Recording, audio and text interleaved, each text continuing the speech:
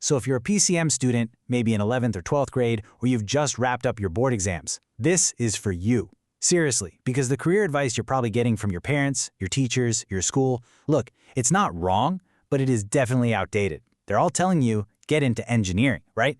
Because back in their day, that was the golden ticket. And you know what? They were right. In 2005, it was an amazing decision. Even in 2015, it was still a pretty solid bet. But now, in 2026, the game has completely, totally changed. Okay, so let's get right into it. The choices you're about to make right now about your college and what you're going to study, they could make a massive difference. And I'm not talking about a small change in your lifestyle.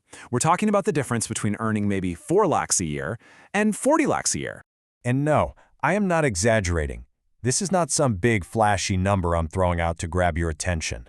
This is based on actual data that we're about to walk through together. The gap between following an old, outdated path and a new, strategic one, well, it's real, and it is absolutely enormous. So let's break down exactly why the old rules just don't apply anymore. You see, the job market of 2026 runs on a completely new engine, and understanding that shift is the very first step to making the right call for your future. This chart right here tells a really powerful story.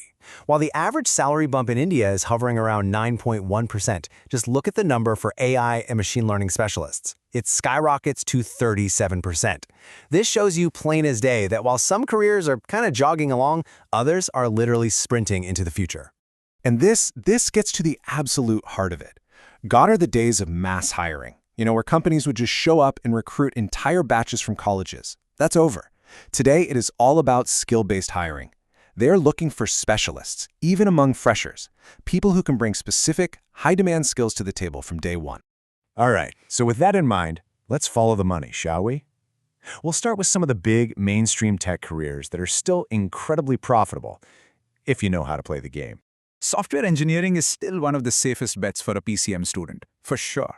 But just look at this salary range. It's probably the widest of any industry out there.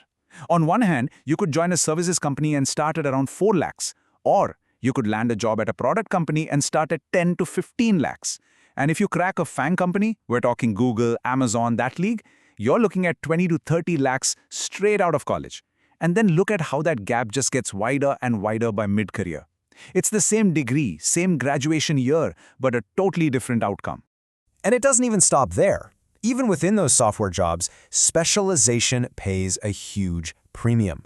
An engineer who has skills in AI or generative AI or cloud computing is getting paid 30 to 50% more than their peers. So it's not just about being a software engineer, it's about what kind of software engineer you are. Okay, now let's talk about a field with a massive, and I mean massive, gap between demand and supply. Right now in India, we need about 1 million cybersecurity professionals. That is a huge number, right? And it's driven by new data protection laws and the simple fact that our entire world is going digital, which makes it more vulnerable. And here's the kicker. You saw the demand, 1 million. Well, what's the current supply of cybersecurity pros in the country? Only about 80,000. And whenever demand outstrips supply by that much, you know exactly what happens, right? Salaries, they go through the roof. This is a massive, massive opportunity. And in a super specialized field like this one, here's a secret.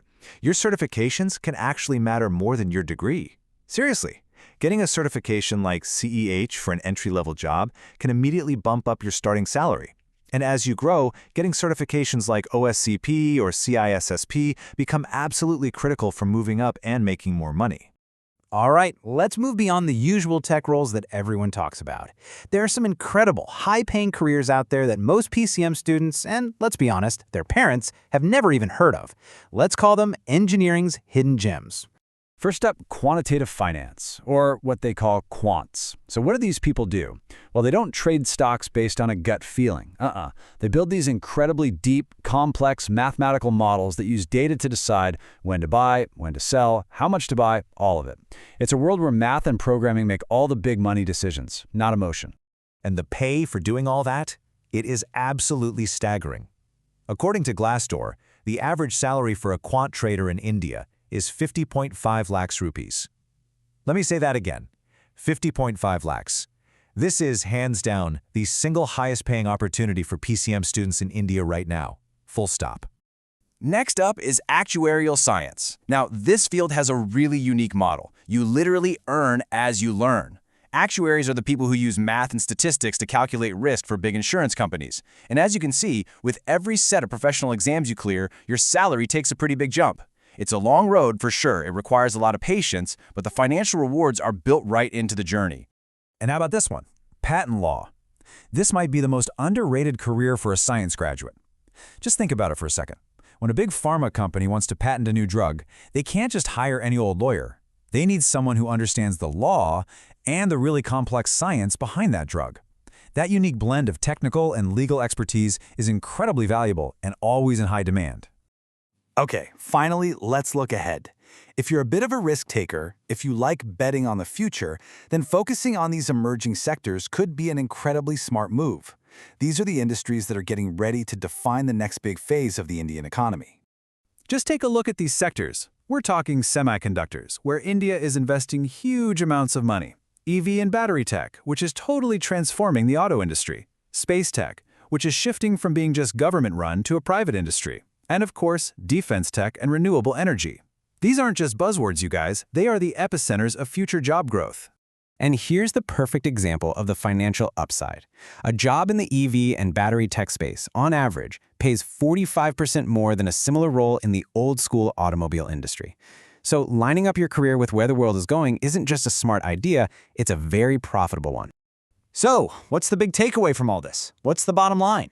Well, we need a new formula for success, a whole new way of thinking about how to plan a career for 2026 and beyond. It really is a fundamental shift in what we should prioritize. So if there's just one thing you take away from this whole thing, please let it be this. Your field of study and the specific practical skills you build are way, way more important than the brand name of your college. The experience you get from internships, from projects, from freelance work, that's going to matter more than your final grade. The world has changed. Skill and specialization are the new currency.